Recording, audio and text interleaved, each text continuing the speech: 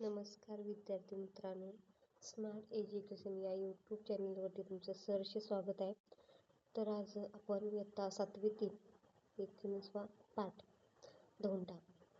तर बघा, लेखक आहे डॉक्टर संजय ढोले. 1965 जन्म.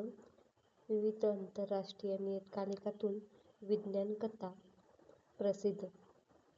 प्रतिशोध, प्रेमाचा रेणू, अश्मजीव, संकरित, अंतराळातील मृत्यू हे विज्ञान कथासंग्रह प्रसिद्ध. राजू हा चौकस बुद्धीचा जिज्ञासू मुलगा होता. सतत काही ना काही उद्योग करणारा, खूप प्रश्न विचारणारा. 1/1 म्हणजे किती? 0/1 म्हणजे किती? त्यात फरक काय? सूर्याचं तापमान किती?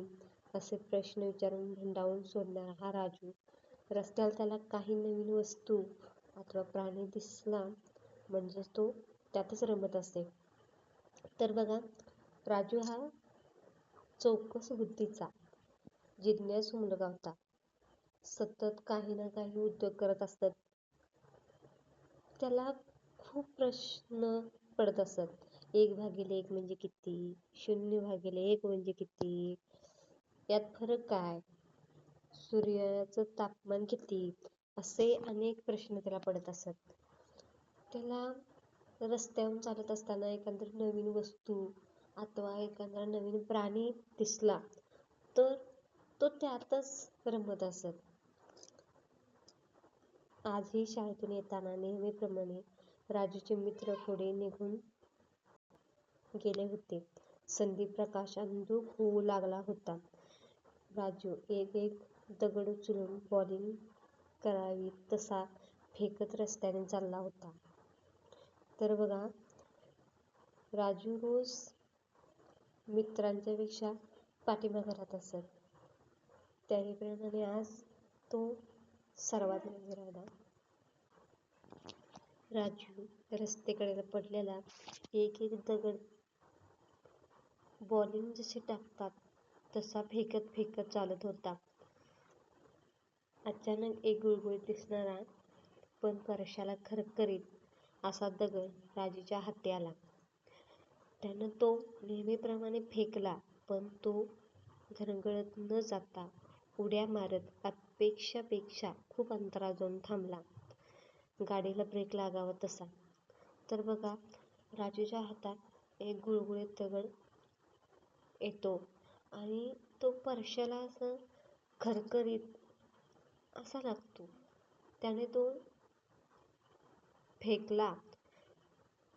तो अपेक्षेपेक्षा जास्त अंतरावर जाऊन थांबला. ते बघून राजूला धक्का बसतो. तो थोडा वेळ थबकला. जास्त बल न लावता फेकलेला दगड एवढा लांब कसा गेला? त्यानं दुसरा धोंडा उचलला. खूप जोर लावून तो फेकला, पण पूर्वीच्या फेकलेल्या गुळगुळीत धोंड्यापेक्षा न पोचलेला पाहून राजू धास्तावला. तर बघा, धास्तावणे म्हणजे घाबरणे. त्याला काहीच कळत नव्हतं. हा अनुभव त्याला वेगळाच होता. काय करावं त्याला सुचत नव्हतं. कदाचित हा आपला भ्रम असू शकेल म्हणून त्यानं तो धोंडा पुन्हा फेकण्याचं ठरवलं.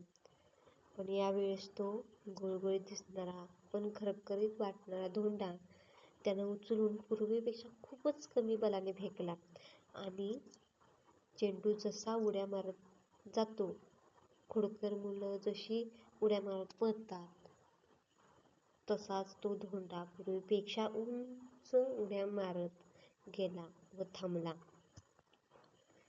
राजूला या नवीन धोंड्याची थोडी गंमत वाटली. एक नवीन खेळणं आपल्या हाती लागल्याचा आनंद त्याच्या चेहऱ्यावर दिसत होता. हा धोंडा काहीतरी विलक्षण असल्याची जाणीव त्याला झाली. तर बघा, तो धोंडा पहिल्यापेक्षा त्यानं पुन्हा टाकला. तो लहान मुलं जशी उड्या मारत जातात, चेंडू जसा उड्या मारत जातो तसा तो धोंडा उंच उड्या मारत जाऊन थांबला. या गोष्टीचं राजूला आश्चर्य वाटतं की ते आपल्याला एक खेळणं सापडलंय. त्यानंतर बघा शाळा सुटून बराच वेळ झाला होता. अंधार दाटून आल्यानं हा खेळ राजूला थांबवावा लागला. तो विलक्षण धोंडा त्यानं उचलला. अजून काही वेगवेगळ्या प्रकारचे दगड त्यानं गोळा केले होते. राजू घरी आला. घरी नेहमीप्रमाणेच त्याचं स्वागत होणार होतं. राजूचे वडील बाबा पाटील कडक शिस्तीचे आणि करारीही. घरी येताच बाबांचा कडक स्वर राजूच्या कानी पडला. राजू, कुठे होतास इतक्या वेळपर्यंत? तर राजू बघा म्हणतो, शाळा सुटल्यानंतर मी खेळत होतो. बाबा म्हणतात, काय खेळत होतास? दगडधोंडे. बाबांचा वैतागलेला स्वर. हो, राजूचा हुंकार. बाबांनी राजूच्या खिशातील सर्व दगडधोंडे काढून बाहेर भिरकावले. भिरकावले म्हणजे टाकणे, फेकणे. फेकलेल्या त्या गुळगुळीत धोंड्याकडे राजू आशाळभूत नजरेनं पाहत राहिला. रात्र बरीच झाली होती, पण राजूला झोपच येत नव्हती. बाबांनी बाहेर फेकलेला तो गुळगुळीत धोंडा त्याच्या डोळ्यासमोर येत होता. आजूबाजूला पाहत तो बाहेर पडला आणि बाहेर किती अंधार होता. तो धोंडा त्याला कुठे सापडणार होता? तरी देखील बाबांनी जिथे ते सर्व धोंडे भिरकावले होते ती जागा त्यांनी शोधून काढली, पण धोंडा काहीच सापडेना. तर बघा, बाबांनी त्याला विचारलं की अजून इतका वेळ कुठं होतास? तो म्हणाला की मी बाबा खेळत होतो. बाबा म्हटले, काय खेळत होतास? दगडधोंड्यांशी. बाबांनी त्याच्या खिशातील जे दगडधोंडे होते ते बाहेर काढून टाकले.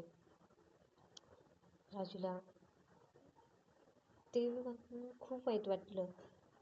त्याच्या नजरेसमोर सतत तो धोंडा येत होता.